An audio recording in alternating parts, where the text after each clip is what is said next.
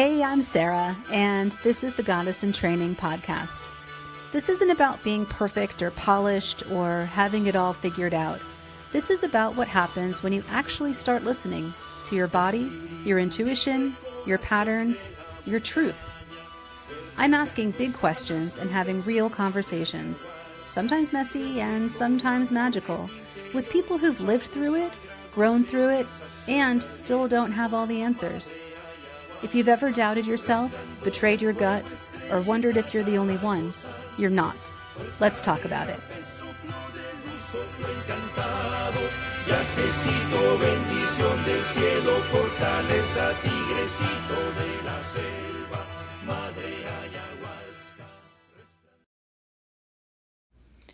Welcome back to another episode of Goddess in Training. I'm your host, Sarah, and today's guest is Sarah Ryan, a certified senior gemologist and jewelry appraiser who not only knows the science behind precious stones, but also sees the stories and soul they carry.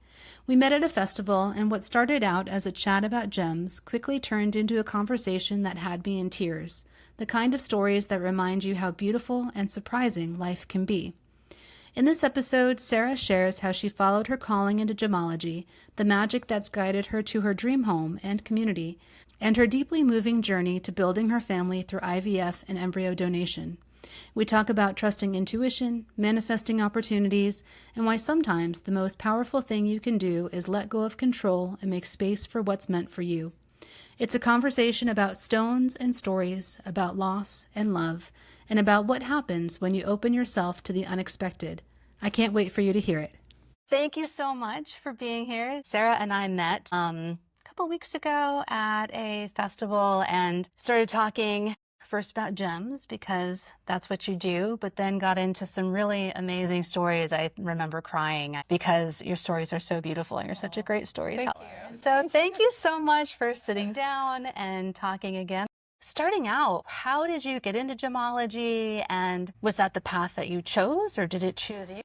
It chose me 100%. I mean, I was always into gems and minerals like most people, or especially girls. I loved jewelry. I loved anything that sparkled. And so I spent a lot of time as a kid in jewelry stores asking people about the gems that were in the showcases. And so I learned a lot even before I got into jewelry, but I knew it was something that I wanted to do. And when I turned 18, I got a job in a jewelry store. And I worked for a mass market store that sold low-end jewelry and that was a good value is what they said. And my jeweler at the time said, "You have a really good eye for gemstones. You should think about being a gemologist." And I didn't even know what a gemologist was. Right. I said, "A gem a what?"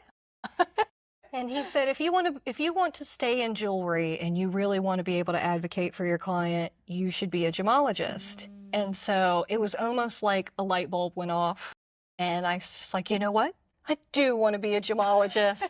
So I started looking into how you do that, and the Gemological Institute of America, there's one in New York and there's one in California. I went to the one in New York, and you can get financial aid for it like any other college, but it's basically like a trade school, and you go for about 9 months, and you take a major test every week, and at the end, if you pass all of your exams and everything, you'll become a gemologist. And then the doors kind of open to a lot of different things. So many fields in gemology.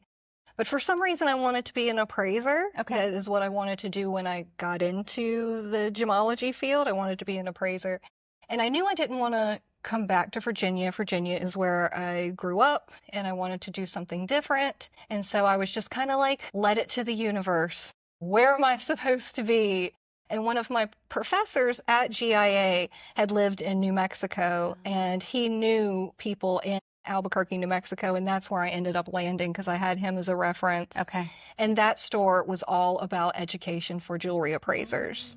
Okay. And so that's where I started on the educational path towards that through AGS, which is the American Gem Society, taking continuing education with them and working with the great people alongside that jewelry store, which is closed now, but it was Shelton's Jewelers in Albuquerque. So. Albuquerque is a magical place. It was. What other kinds of opportunities came to you while you were there in Albuquerque? Well, I got married while I was in Albuquerque. Okay. So we were only there 2 years. It was a really short time, but it's so significant in my life. It feels like it was just yesterday. I made amazing connections there. that really carried me on throughout my career and even today. So I really cherish the time that I had there and experiencing the different types of mountains that were out there and the landscape that was out there. The people, the culture, everything was so different than Virginia. Everyone should leave their hometown because it's really what made me appreciate Virginia and come home ultimately because, like, as beautiful as it was, I really missed that Southern hospitality that Virginia has. And so we ended up coming back home, and now I can appreciate it a lot more and appreciate those Blue Ridge Mountains. There's just something about Virginia. Every day when I see the mountains, I don't know, it's just a reminder to breathe for some reason. Yeah, yeah. I was in Northern Virginia with no mountains and definitely breathe a lot better here.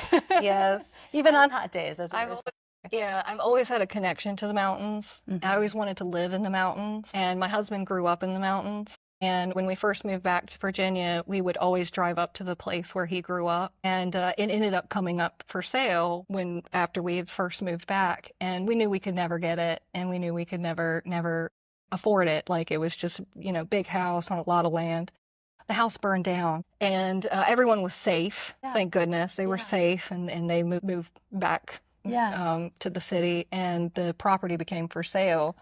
And we ended up being able to buy that property that my husband grew up on, and it was such a dream. We would go up and we would think about it, think about raising our kids there. We hadn't had kids yet, and we would think about raising our kids up there. And then when it became for sale, and it was like possible for us to get it, the most amazing thing happened. We went up there, and my husband, when he was 5 years old, he planted this blue spruce trees with his dad. And it has grown into a massive tree. And a vine was growing up the center of it and choking it out. It was dying. And we went up to this tree, and we promised the tree out loud, if we get this property, the first thing we will do is come and save you and cut this vine down. Yeah.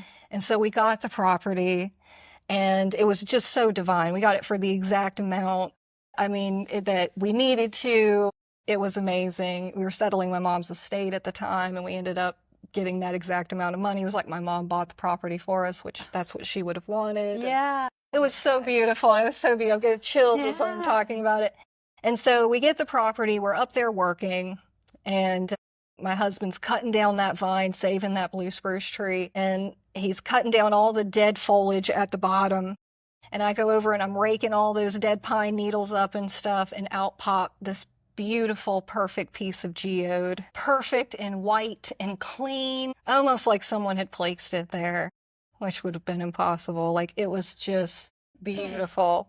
And so I was working on a rock fairy garden with an old birdhouse that I had found, and I went to take my geode to that spot and place it in the perfect spot by the birdhouse in this rock garden.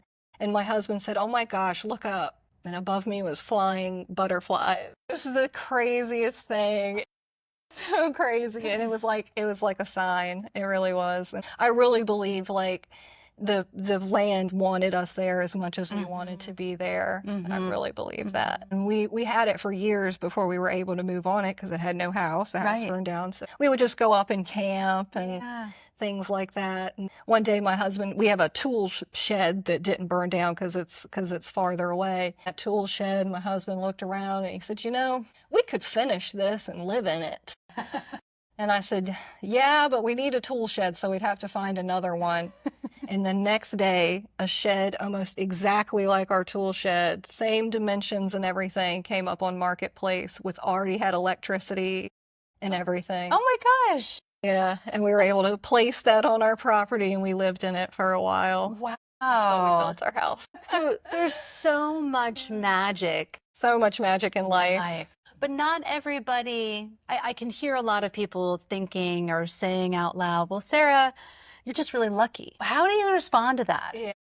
Well, I've had a lot of unlucky moments in my life too. I, suffered for years of infertility. I always knew that I was meant to be a mom, and I always said, why? Why is it so easy for all these other people to have babies and not me? I know I deserve it. I know I would be a good mom. Like, why can't I have this when it's so easy for everybody else? So my husband and I did end up doing in vitro fertilization, and we were lucky enough to have our first child through that. But I suffered 2 tubal pregnancies before that, which was devastating, finally getting that positive pregnancy test and then finding out that it's a viable baby, but not in a viable location, and it cannot be moved, and it has to be surgically removed, even though you see a heartbeat. It was devastating. So, I went through that twice, and then I had my son. Yeah. And then I had a 3rd tubal pregnancy,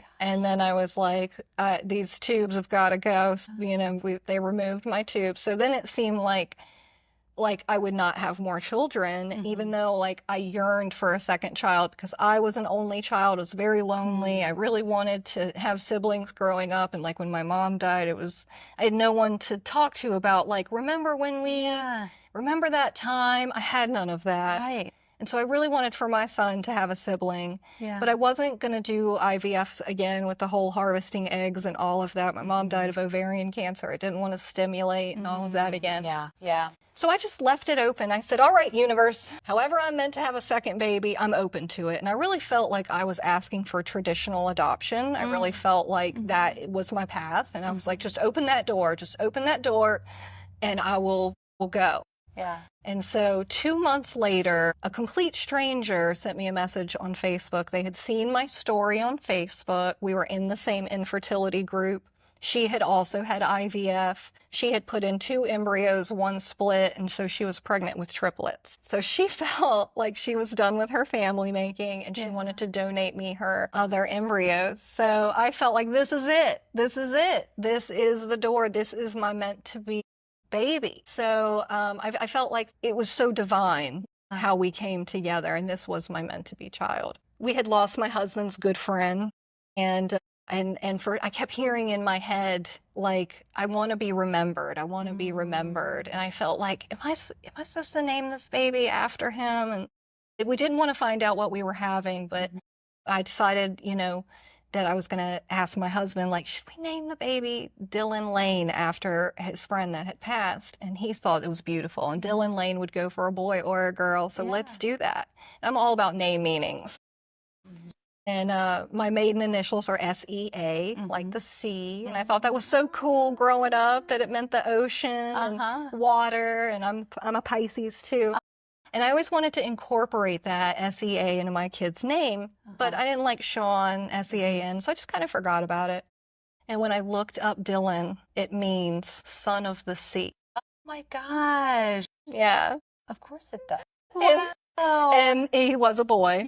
And Lane means the path, and the whole embryo donation was the path to my second child. So I just felt like it was just my intuition. It was just all felt like it was meant to be. And then I also said to myself, okay, if this is your meant to be baby and you have a success and you have other embryos left over, what are you going to do with those embryos?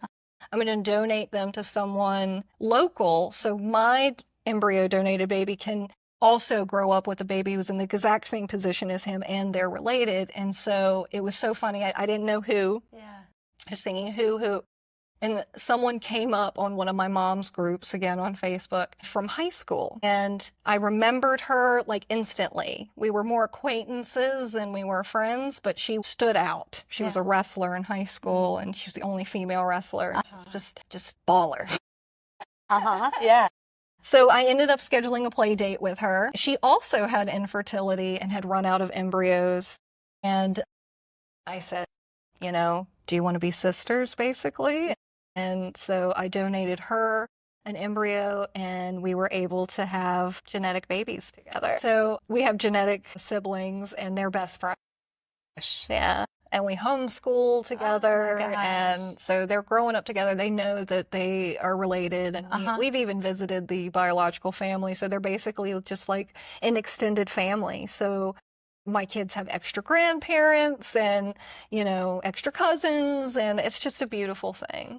It's so beautiful, and it's just kind of the opposite of how our society has gone in terms of thinking about what a family really is. And that we got so ingrained in this nuclear family to the point where we were just so isolated. And it sounds like you've built this huge family, this huge community, and it's so beautiful. And I had a very small family growing up, and I really wanted a big family. And, you know, my husband has kind of a small family, one sibling, and he doesn't have any kids. So my kids didn't have any cousins, you know, and so now they have tons of cousins and just all kinds of extended family. And it's just a beautiful thing. It really is. And my friend that I donated the embryos to, she has sisters, and we all love to just visit with each other and spend time together. Wow. Wow. That's so amazing. And it's just such a powerful story about families being created in so many different ways and being open to that.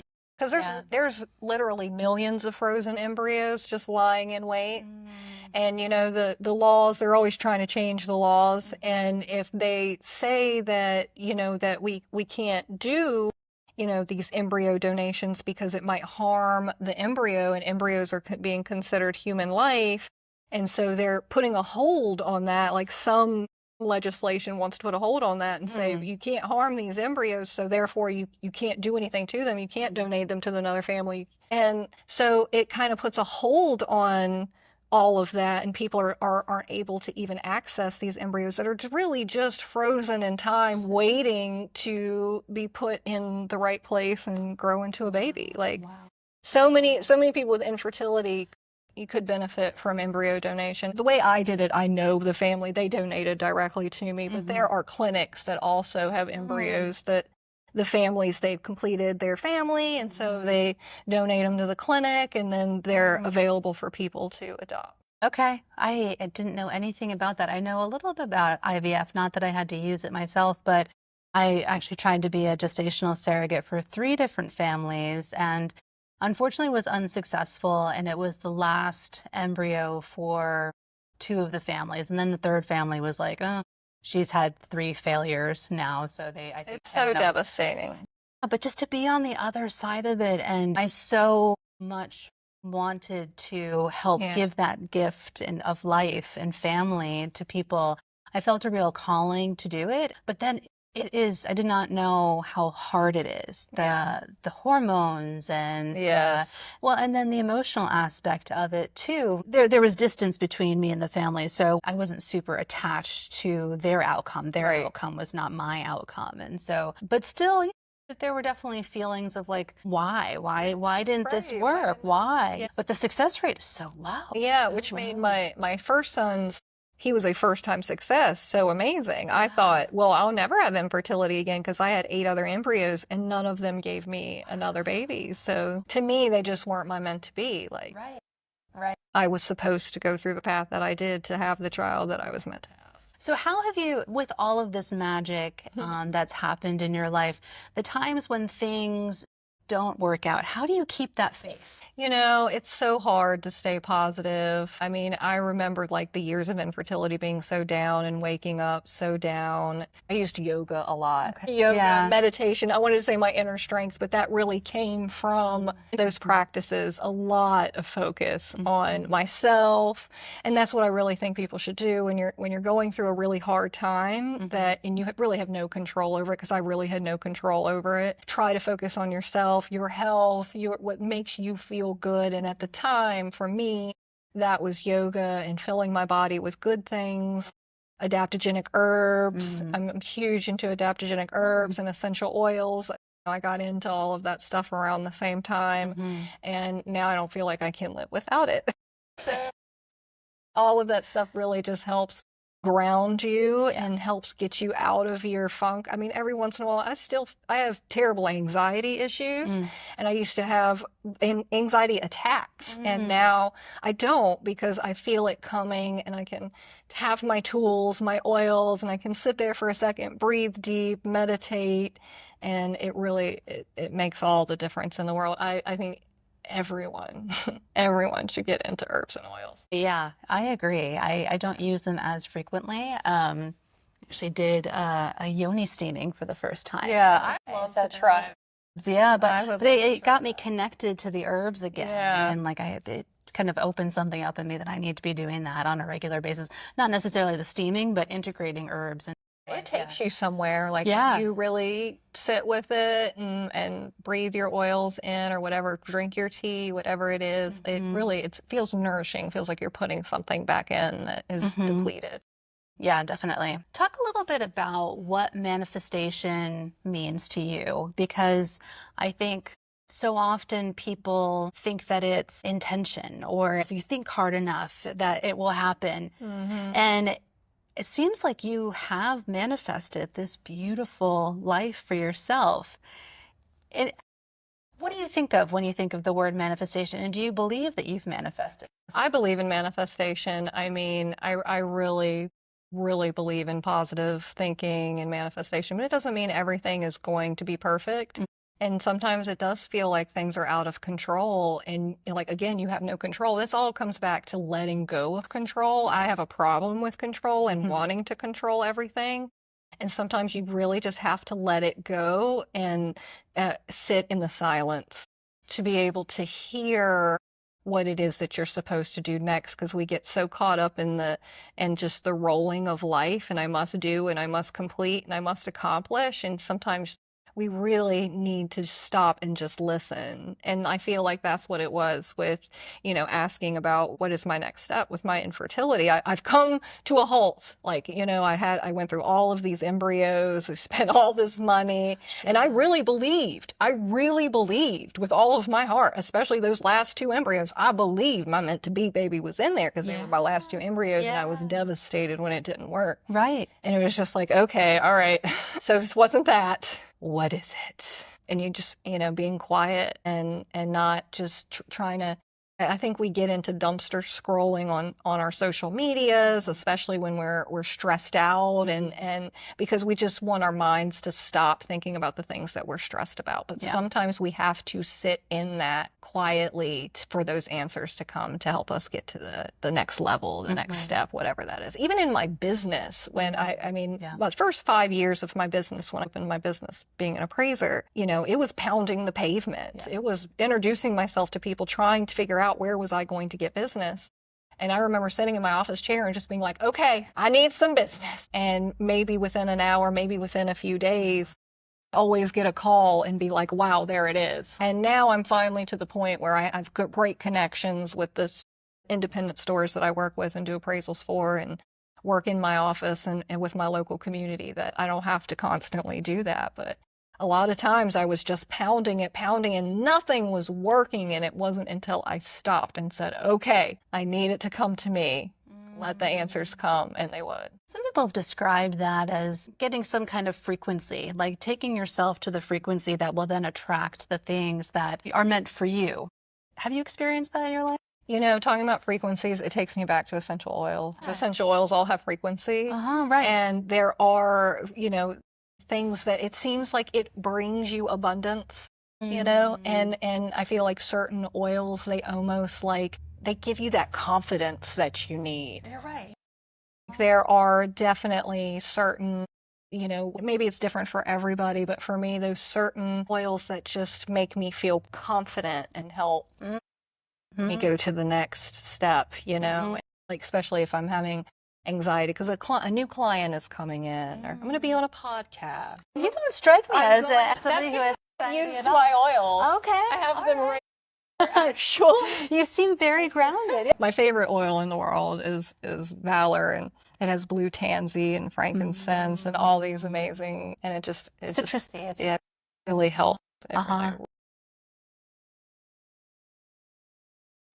To the moment, where you really believed that one of these last 2 embryos, and you probably felt, I've had these moments where like, oh, well, this is my intuition, and I really know, it was a knowing. I know that this is going to happen, or I know that this relationship is meant to be my soulmate.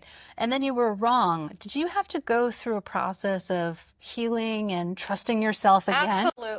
Absolutely. And then you almost have to like let yourself cry, let yourself feel all those feelings of, okay, it didn't work, you weren't right this time, but it doesn't mean you're not right. I never faltered in that I am meant to be a mom of a second child. Like I had such a great pull that I just knew, and it was as devastating as it was. And I mean, I melted into like, a pile of mush. But I was able to pick myself back up and say, okay, it wasn't that one, but that doesn't mean we're done. That doesn't, like I never stopped fighting. And I've always been stubborn that way. It's a Sarah trait.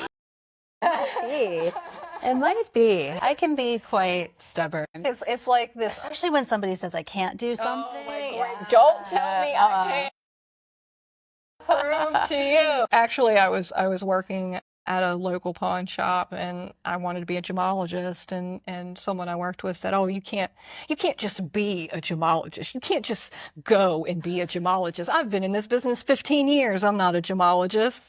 You're like, all right, watch me. They still work at that same pawn shop.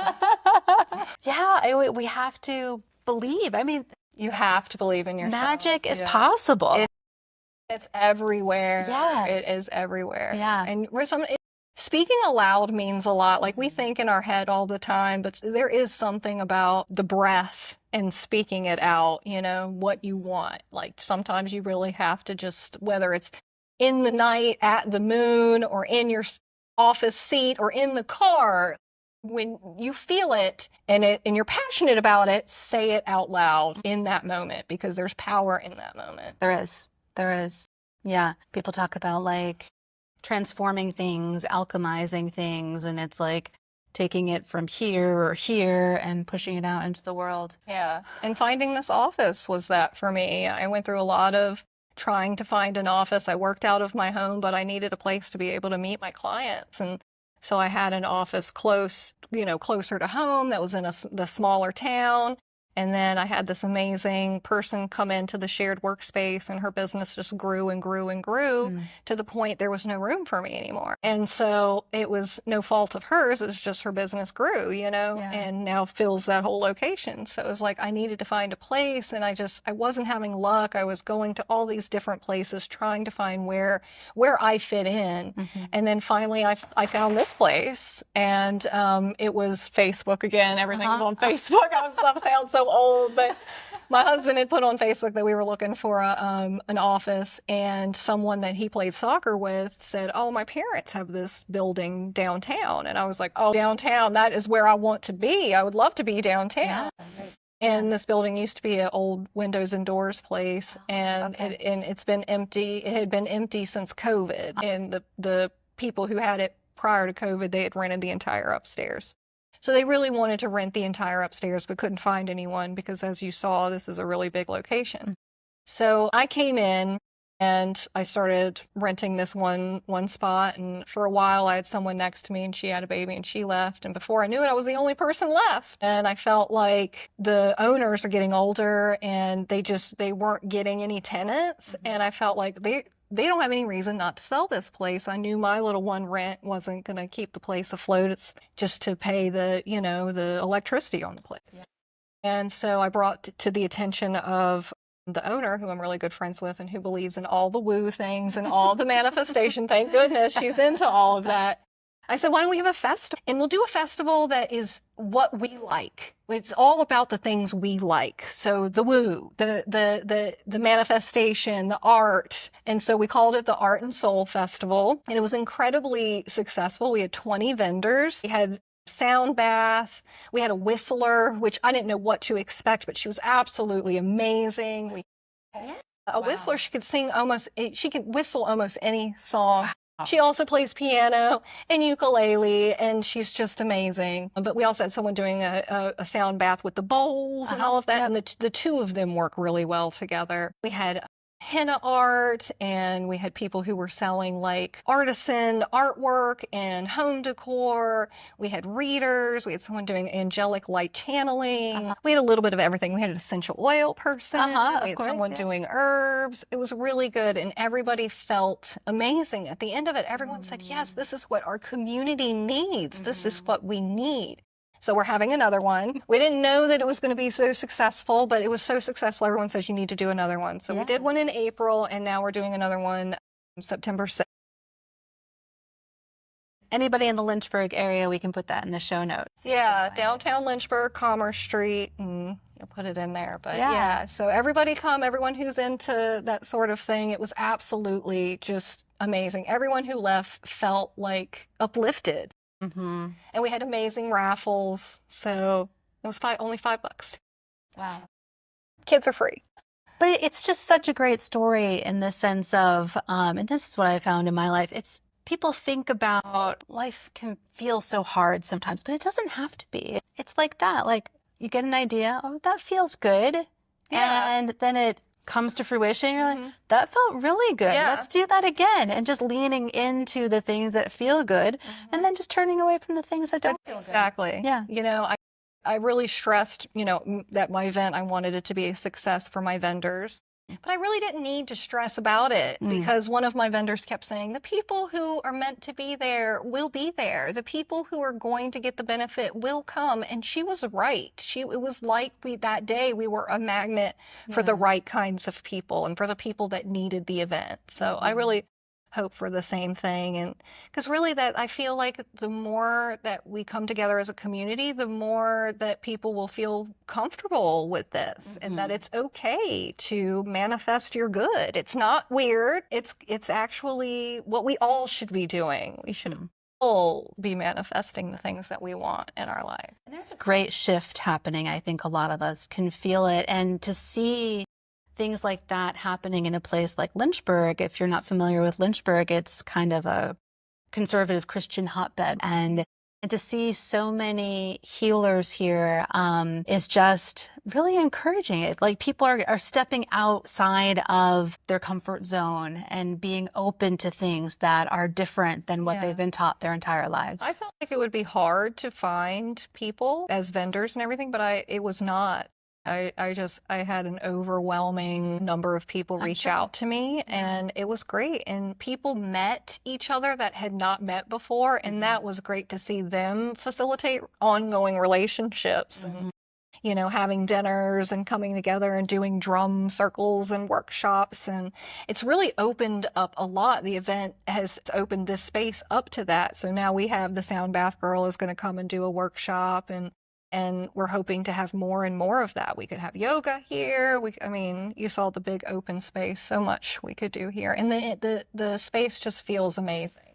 Yeah, yeah. And so you're a gemologist, which doesn't seem to match necessarily, but one thing that you said at the beginning about becoming an appraiser and how you can advocate for your clients, is that something that really spoke to you? Do you see yourself really as an advocate? I do. When people come to me, I want them to know what they have. And sometimes I have to be the bearer of bad news, but most of the time, more than not, I'm actually giving people information that they love. I mean, I can see things in stones that other people can't because of my microscope and just knowing what to look for. I mean, I have brought stones back to life and love for a person because of something simple, like diamonds can have a gemstone inside of it. Really? Yeah, and sometimes there'll be a little garnet or some diopside or something in there, and you can see it with the microscope, and it's amazing, and it's a miracle that it's there and it didn't incinerate and, you know, make people fall in love with it all over again, or fluorescence that I was showing off at the festival. Like, a lot of people don't even know that their stone glows. It just feels good. I love beads. You'll always see me wearing beads because I just feel like just stone on skin feels so good without having the metal. And I believe in the power of the stones. Now, being a gemologist, I know more about the scientific side, like what colors them and what minerals are in them and things like that. But a lot of my friends know the metaphysical side. So between the two of us, we can tell you pretty much anything what you want to know about it. Do you have any standout stories from clients about a piece of jewelry or a gem and its life, its story, or how it's affected the lives of the people around it? Well, most of the time, it's like you never know what's going to make someone fall in love with something. Like my cousin, he fell in love with his wife's diamond because the inclusion looked like a butterfly, and he loved that about it. And I mean, I love talking about the miracle that it is that we even have gemstones, because like, you know, diamonds especially, they're created so deep in the earth and they're brought to the earth with volcanic eruption. It's under such heat, pressure, and intensity. They should be incinerated. I mean, they shouldn't even.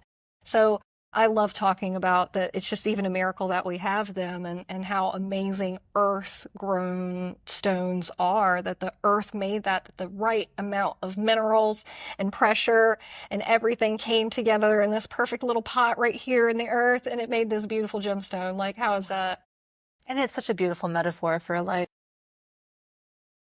it's amazing. Yeah. It's amazing. Yeah. And I love I'm into jewelry, but I also love my minerals, and I love seeing how something came out of the earth like that. It's just like that geode. When I popped that out of the earth, it was just... Yeah. So where does that geode live now? Still in your yard? Yeah, Fairy it still garden? lives with my fairy garden with my other minerals. Yeah. My gosh. What, besides oils and yoga, do you have any other regular practices that you do to tap into your intuition or just to ground yourself? I mean, I really need to do more. I mean, talking about it, it's just making me realize that I need to do more of the, meditating and getting back into yoga. But what I do the most of now, because I have so little time, with motherhood, with 2 kids who are now 12 and 7, is, it only takes a few seconds to put on some oils and smell them really deep. So that is my biggest practice. And anyone who knows me knows that I'm obsessed with oils. And you could come into my office and people are like, oh, I know where she is. Just follow the scent. There she is. So that is what I do the most of as far as to ground myself, or if I just need to reset. I mean, just recently I had a lot of anxiety over my cousin's getting married this Saturday, and I had her husband's wedding band. Oh, okay. And when I got it back, I just felt like it was so tight. And I was like, there's no way this man's finger is this small. There's just no way. And I about had an anxiety attack over it. And my husband was like, we'll take it to him immediately. And the whole way I'm smelling my oil. The whole way I'm like, I don't know why. I just thinking about that ring being too tight just freaked me out. It was like, all on me. The wedding's all on me. And I ended up going to his business and went on like butter. Crisis averted. The whole time I was smelling my oils and just trying to remind myself that this is not the end of the world. You can fix this. Like, sometimes we just get so wrapped up in our thoughts that you just can't get past it, And even people who have all the right practices and do all the right things are still going to have those moments. And that we need to realize that it's okay. Yeah. Yeah. It's okay to have those moments, and let yourself have the moment too. If you need to cry, if you need to sleep, reset and then come back. That's why community is so important. It's so easy to feel so isolated. And then on social media, you're looking at all these people and it's this polished version of their lives. And then you're like, well, they don't appear to be having any kind of hardship, but in reality, they are.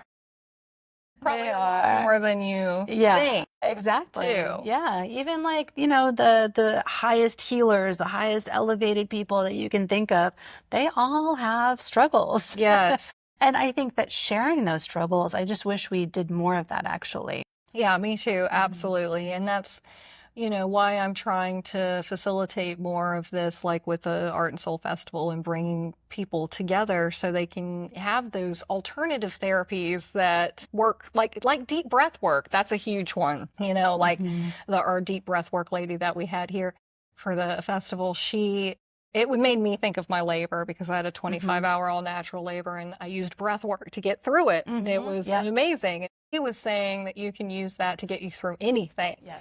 So she had terrible panic attacks, couldn't go to the grocery store or the bank, terrible panic attacks, and she was able to overcome it with her breath work. So, I mean, who would think, breath work? So it's amazing. It's amazing how you can do something so, it seems simple, but it's so powerful. And there are so many different paths. And it's kind of choose your own adventure. And you learn about new things every day. And in the same way that, clients come to you, or the people who at the festival need to be at the festival were there, the modalities that are going to help us often will just pop in via Facebook or into our consciousness in some way. Yes. And the plant medicine thing that I did, I'd been thinking about it for a long time, and it popped up as a Facebook ad. And I was like, oh, that's easy. And and it just flowed, and it was a transformational experience. And that just happens over and over and over again, that if you leave yourself open and you get rid of as much fear possible to make space for opportunity, it just flows. It does. Yeah. It does. So what are you excited for? What's coming up next in your life? Oh my gracious. July is crazy. I have so many gym shows that I'm doing. I'm really happy that I get to take my family with me. I get to take my husband with me, and my youngest, my oldest is staying. But they get to go and experience it with me. At the gym shows, I do appraise jewelry and I identify gems. People bring me gems that they don't know what they are, and I'll identify them, or even gems from the gym show just to make sure that they are what they're supposed to be. I'll identify those, and it's just a lot of fun. I always get something really unique and different, and like the minerals on my desk have all come from gem shows, and so I always come home with something new and name it. So all of my minerals have names. I take different ones to the gym shows and show them off. And I don't sell gems at the gym show. I'm selling my services, but all of them are things you can get at the gym show. So I like to, show them off. What's the most comical name that you have for a gem? Well, Dwayne "The Rock" Johnson. Which one? It's the gray rock. Yeah. This one. Yeah.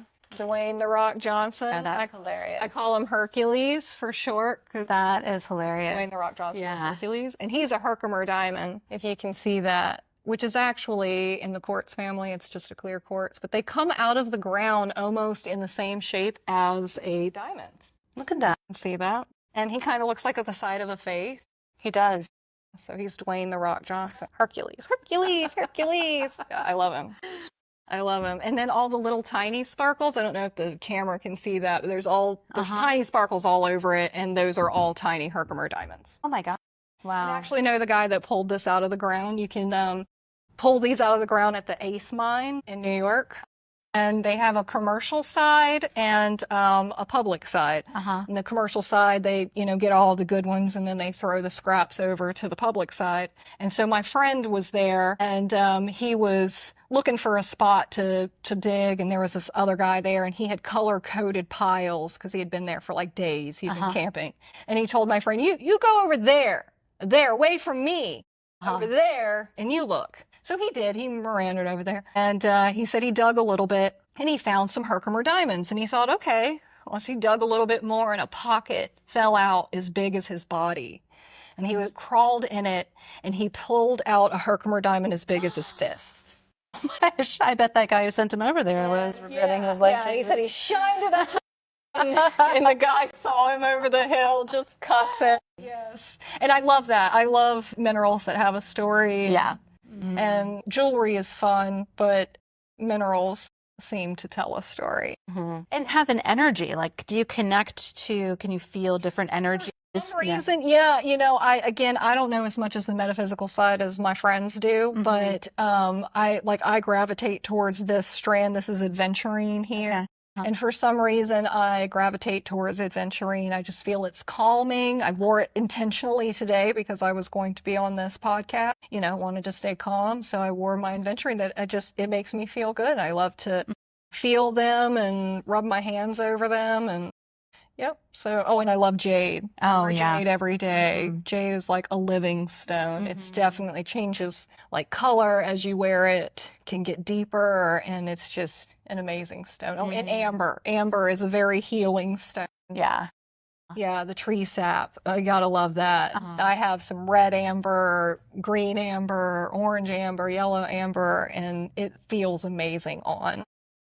Yeah, I got them for my babies, and then I ended up stealing them and wearing them. Yes, they feel so good. They do. At the gym show, there is a lady that's all she does is amber. Oh, okay. She's the amber lady, and I love her.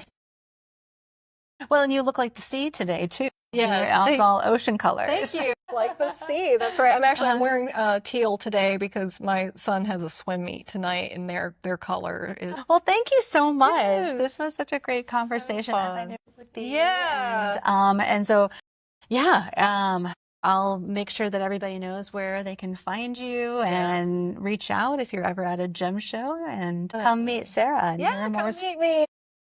We have wonderful brunch all around town and wonderful shopping. Make a day of it and come see a gemologist. I got a tattoo lady next door. I didn't even say that. For what? I manifested her. I needed someone else to rent, and I ended up getting my tattoo girl to come over here, and she's just amazing, amazing energy. And I would just love to fill this entire space with strong entrepreneurs. I think it's going to happen. Yeah. Women. That's what I'm manifesting right now. Come back and we'll do a follow-up episode and get everyone together and show the manifestation that you created. Thank you so much. Yeah. This way to spend the day with me. Yeah. Yeah, it was great. Wonderful. Thank you. Thank you.